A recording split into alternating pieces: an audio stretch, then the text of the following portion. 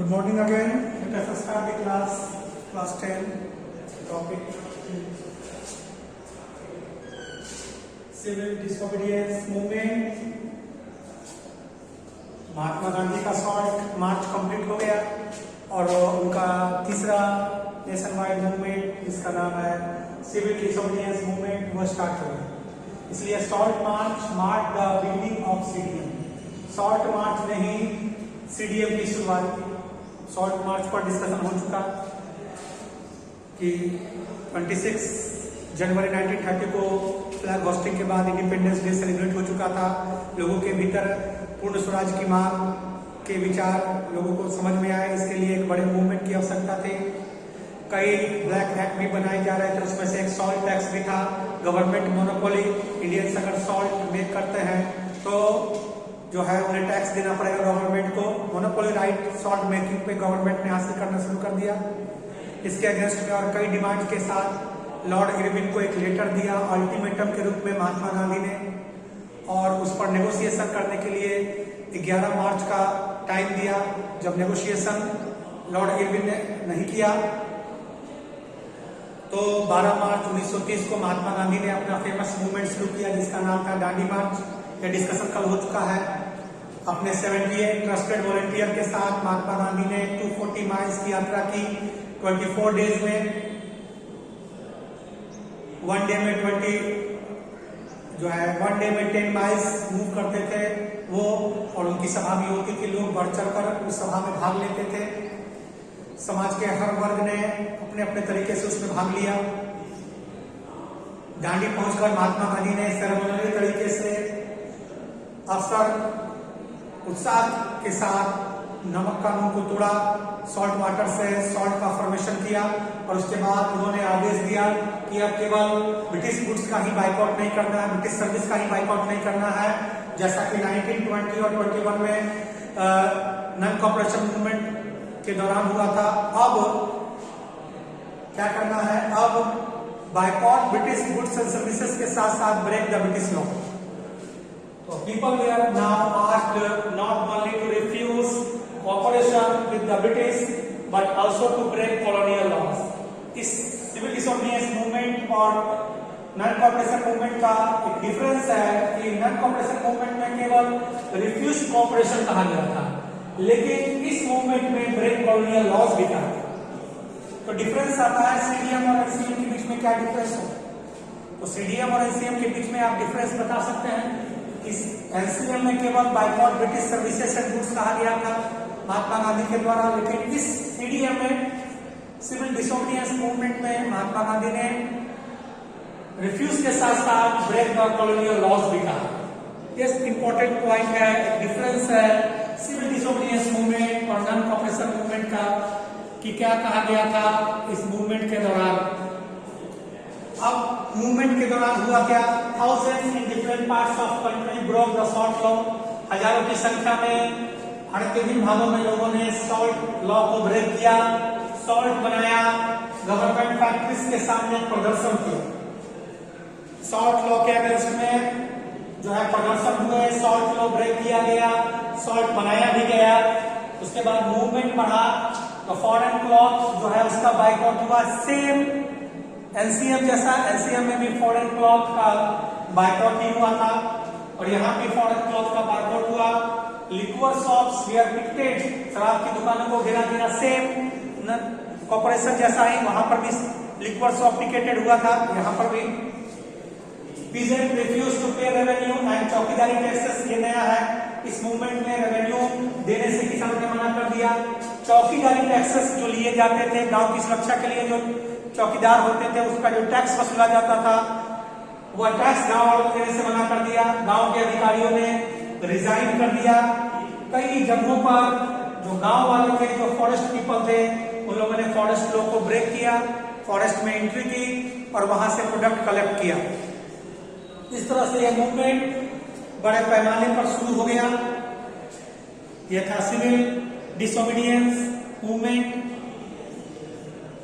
किस तरह से लोगों ने भागीदारी की तो आपके सामने दिया हुआ है कि चूंकि सॉल्ट लॉ से ही यह मूवमेंट शुरू हुआ। सॉल्ट मार्च, जिसको डांडी मार्च भी कहते हैं, साबरमती से डांडी की यात्रा की गई और सॉल्ट फैक्ट्रीज के सामने लोगों ने प्रदर्शन किया, सॉल्ट बनाया, कानून को ब्रेक किया, विदेशी कपड़ों का त्याग हुआ, लिक्वर शॉप्स घेर लिए गए, किसानों ने रेवेन्यू और चौकीदारी टैक्स देने से मना कर दिया, गांव के अधिकारियों ने रिजाइन दे दिया, जो ट्राइबल पीपल थे उन लोगों ने फॉरेस्ट एक्ट का विरोध किया, वो फॉरेस्ट में प्रवेश कर गए और उन्होंने वहां से जो है प्रोडक्ट कलेक्शन शुरू कर दिया। इस तरह से जो है मूवमेंट शुरू हो गया सीडीएम का और ये चलने लगा। लेकिन इस मूवमेंट के दौरान भी कई जगहों पर हिंसा हो गई, खान अब्दुल गफ्फार खान गिरफ्तार हो गए, पेशावर की सड़कों पर लोग उतर गए, बख्तरबंद गाड़ियां उतारी गई, 1 लाख से ऊपर सत्याग्रहियों को गिरफ्तार किया गया, बच्चों और महिलाओं को पुलिस ने पीटा। हिंसा का माहौल देखते हुए महात्मा गांधी ने उस समय के वायसराय लॉर्ड इरविन के साथ पैक्ट किया। 5 मार्च 1931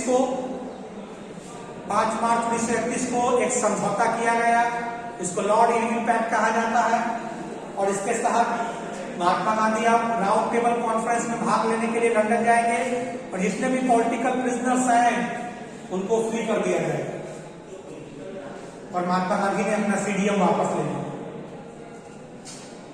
यह था मूवमेंट सीडीएम। गवर्नमेंट ने ब्रूटल रिप्रेशन किया।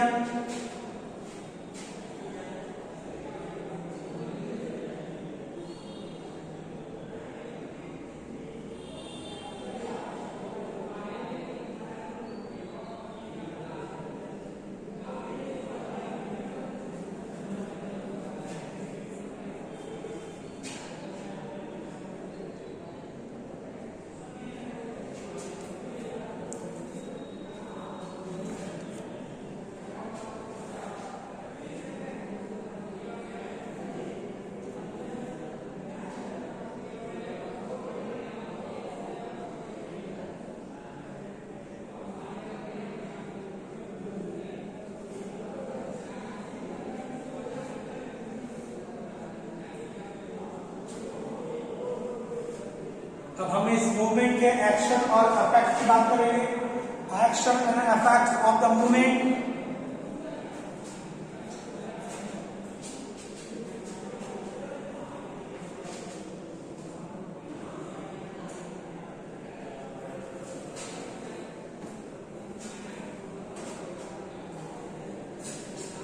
Action and effects of the movement.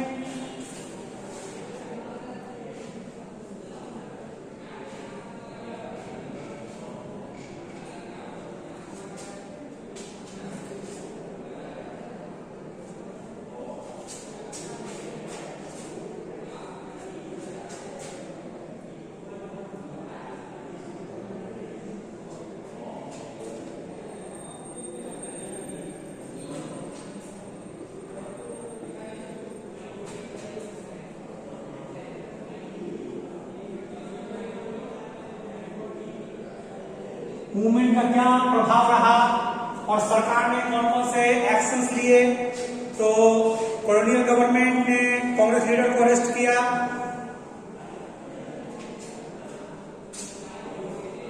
Colonial government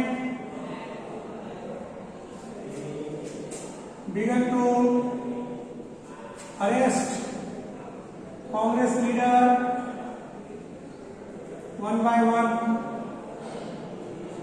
एक एक करके कांग्रेस नेताओं को गिरफ्तार किया गया। सरकार इस मूवमेंट से चिंतित हो गई और उन्होंने कांग्रेस नेताओं को गिरफ्तार करना शुरू किया। एक एक करके कांग्रेस नेताओं को गिरफ्तार करना शुरू किया। फिर अब्दुल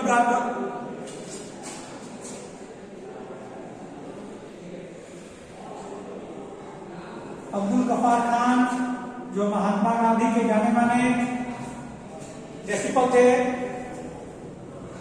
अब्दुल गफ्फार खान, वो गिरफ्तार हो गए।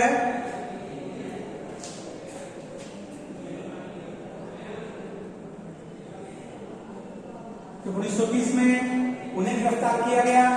इस मूवमेंट के दौरान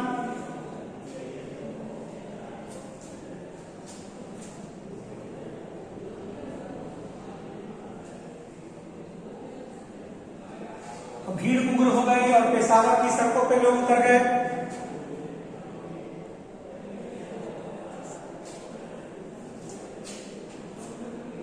angry crowd demonstrated in the street of Peshawar, जो पाकिस्तान में है, पेशावर की सड़कों पर जो है प्रदर्शन उत्साहित भीड़ ने शुरू कर दिया और उन्होंने पुलिस की बख्तरबंद गाड़ियों को भी फेस किया। कई लोग मारे गए। A month later, when Mahatma Gandhi ji himself arrested, एक महीने के बाद जब गांधी जी खुद गिरफ्तार हो गए,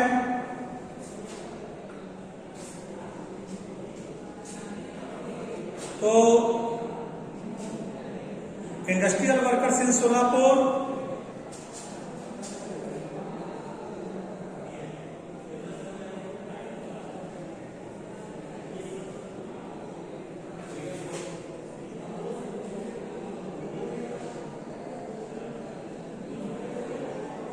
महाराष्ट्र के सोलापुर के इंडस्ट्रियल वर्कर ने जो है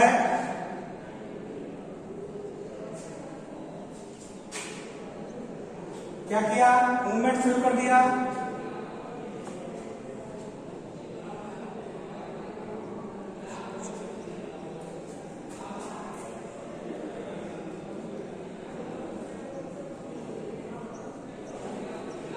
पुलिस पोस्ट, गवर्नमेंट बिल्डिंग्स,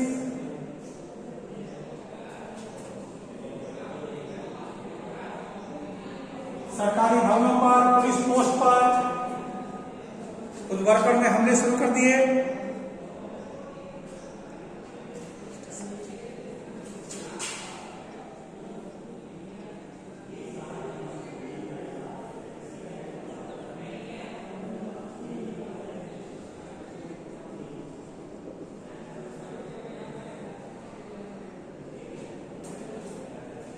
जब महात्मा गांधी खुद गिरफ्तार हो गए तो हमले शुरू हो गए लोगों के द्वारा, उन वर्कर्स के द्वारा।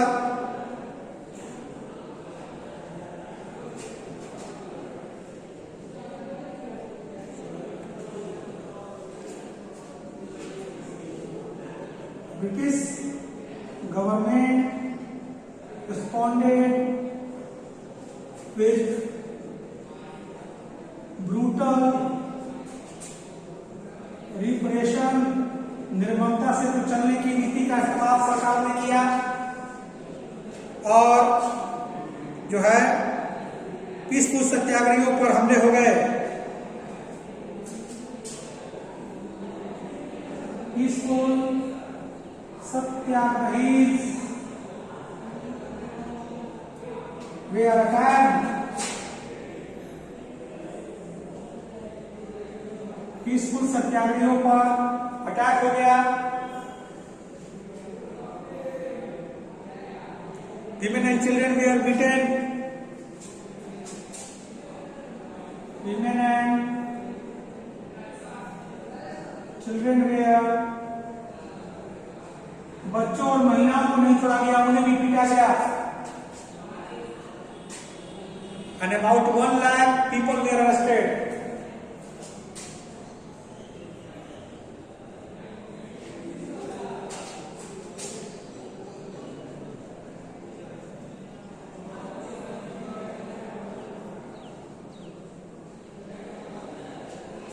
एक लाख लोगों को गिरफ्तार भी किया गया।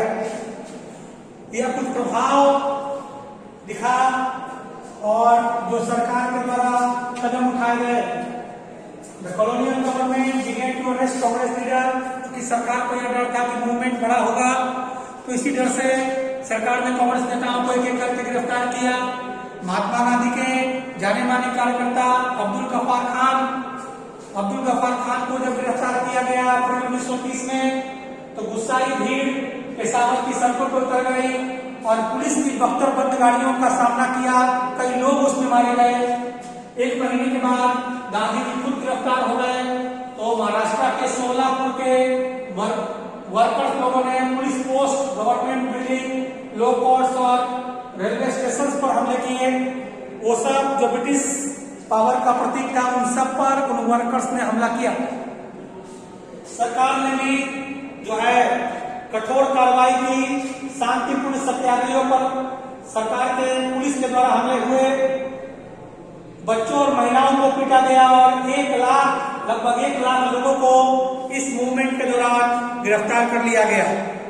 अब फिर से एक हिंसात्मक परिस्थिति आ गई और महात्मा गांधी ने फिर से निश्चय कर लिया, जैसा कि उन्होंने नन कोऑपरेशन में निश्चय किया था मूवमेंट वापस लेने का, ठीक वैसा ही निश्चय महात्मा गांधी ने यहाँ पर किया। इस तरह से एनसीएम के दौरान कई जगहों पर हिंसा हुई और अंततः चौरी चौरा इंसिडेंट की वजह से महात्मा गांधी डिसअपॉइंट हुए और उन्होंने मूवमेंट वापस ले लिया। ठीक वैसे ही यहाँ पर भी कई हिंसा हो रही थी और पुलिस भी ब्रूटल रिप्रेशन कर रहे थे, लोगों को पीटा जा रहा था, बच्चों और महिलाओं को पीटा जा रहा था। इस वजह से आखिर फैसला लिया गया महात्मा गांधी के द्वारा कि मूवमेंट को वापस लिया जाए। लेकिन इस बार मूवमेंट को वापस लेने से पहले इरविन के साथ, जो कि इंडिया के वायसराय थे, उनके साथ पैक्ट किया महात्मा गांधी ने, जिसको लॉर्ड इरविन पैक्ट कहा जाता है। लॉर्ड इरविन पैक्ट कहा जाता है। लॉर्ड इरविन पैक्ट करके महात्मा गांधी ने मूवमेंट को वापस ले लिया। ये आपका इंपॉर्टेंट टॉपिक है, इसको आप नोट करेंगे। Effects of CDM and actions taken by British government. Movement start हुआ सॉल्ट मार्च से और इसके बाद केवल ब्रिटिश गुड्स और सर्विसेज का ही बाइकआउट नहीं हुआ, ब्रिटिश लॉज जो कि ब्लैक लॉज थे, जो इंडियंस का एक्सप्लॉइटेशन कर रहे थे, उनको भी तोड़ा गया। चौकीदारी टैक्सेस गांव वालों ने देने से मना कर दिया, रेवेन्यू पे करने से मना कर दिया, फॉरेस्ट लॉ ब्रेक हो गया, सॉल्ट लॉ को ब्रेक किया गया। गवर्नमेंट सॉल्ट ऑफ जो है फैक्ट्रीज के सामने प्रदर्शन हुए और मूवमेंट बड़ा हुआ तो सरकार ने इसको कुचलने का प्रयास किया। सत्याग्रहियों को गिरफ्तार किया गया। खान अब्दुल गफ्फार गिरफ्तार हुए तो पेशावर की सड़कों पर भीड़ उमड़ गई। पुलिस की 72 बंद गाड़ियों का सामना किया, कई लोगों को अपनी जान गंवानी पड़ी। 1 महीने बाद महात्मा गांधी भी गिरफ्तार हो गए। तो सोलापुर के वर्कर्स लोगों ने गवर्नमेंट सिंबल वाले सारे बिल्डिंग पर अटैक किया। हिंसात्मक स्थिति बढ़ने लगी, वायलेंस बढ़ने लगा, क्लैश बढ़ने लगा। गवर्नमेंट ने सत्याग्रहियों को गिरफ्तार करना शुरू किया, बच्चों और महिलाओं को पीटा। वायलेंस की परिस्थिति को देखते हुए महात्मा गांधी ने डिसाइड किया कि वो इस मूवमेंट को वापस लेंगे और इसके लिए उन्होंने 5 मार्च 1931 को लॉर्ड इरविन के साथ पैक्ट किया, जिसको लॉर्ड इरविन पैक्ट कहा जाता है, इरविन गांधी पैक्ट कहा जाता है।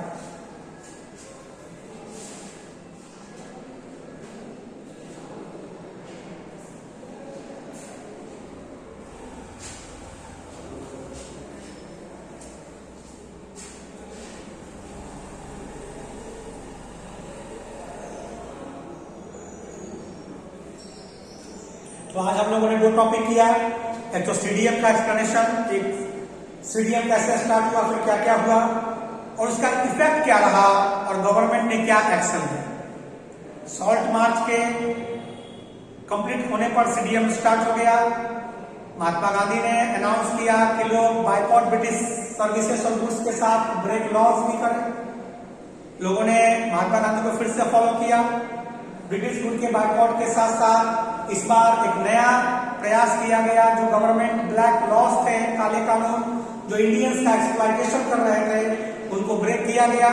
इसमें चौकीदारी टैक्सेस का रिफ्यूज होना, रेवेन्यू का रिफ्यूज होना बाय फार्मर्स, फॉरेस्ट लॉ को ब्रेक करके फॉरेस्ट में entry by tribals, salt law को ब्रेक करके सॉल्ट बनाना भारत के हर पार्ट में, सॉल्ट फैक्ट्री के सामने प्रदर्शन होना, ये सब शुरू हुआ। फिर से एक बार लोगों ने ब्रिटिश गुड का बाइकआउट किया, लिक्वर शॉप को पिकेटेड किया। सरकार कहीं न कहीं मूवमेंट से डर रही थी तो उन्होंने सत्याग्रहियों को फिर से गिरफ्तार करना शुरू किया। कांग्रेस के लीडर को एक एक करके गिरफ्तार किया गया। खान अब्दुल गफ्फार खान गिरफ्तार हुए तो पेशावर की सड़कों पर भीड़ मर गई। उसको नियंत्रित करने के लिए पुलिस की 72 बंद गाड़ियां आई, जिसकी गोलीबारी में कई लोग मरे। महात्मा गांधी खुद गिरफ्तार हो गए। तो महाराष्ट्र के सोलापुर के वर्कर लोगों ने मूवमेंट को जो है आगे बढ़ाया और गवर्नमेंट सिंबल के साथ मीटिंग पर अटैक किया। सरकार ने भी ब्रूटल रिप्रेशन किया, सत्याग्रहियों को गिरफ्तार किया, महिलाओं और बच्चों को बीट किया और अंततः महात्मा गांधी ने इस मूवमेंट को भी वापस ले लिया। एक एक करके पॉइंट पर ज्यादा हम फोकस करेंगे तो यह रिवाइज हो भी जाएगा और यह हमारा टॉपिक भी कंप्लीट हो जाएगा। तो आज का हमारा दो टॉपिक, एक तो सीडीएम और एक effect of CDM and actions taken by British government. Actions taken by British government, इन सबको आप नोट करेंगे और रिवाइज करेंगे, अपना फेयर नोटबुक कंप्लीट करते रहेंगे। आपका यहां तक कंप्लीट हो गया पेज नंबर 40। कल हम लोग लॉर्ड इरविन पैक्ट और जो पार्टिसिपेंट्स थे, भागीदार, जब सीडीएम चल रहा था तो समाज के किन किन वर्गों ने बढ़ चढ़ कर भाग लिया और उनका स्वराज्य क्या था। स्वराज्य का मतलब अपना शासन होता है। यह शब्द कहीं ना कहीं शिवाजी महाराज का दिया हुआ है, उन्होंने ही इसकी चर्चा की। स्वराज की चर्चा एनसीएम के दौरान भी हुई थी, लेकिन स्वराज को आपका मीनिंग अलग अलग तरीके से रखा जा रहा है। किस वर्ग का क्या मीनिंग था स्वराज का, इस पर चर्चा हम लोग कल करेंगे। इसी के साथ लॉर्ड इरविन पैक्ट की भी पर चर्चा होगी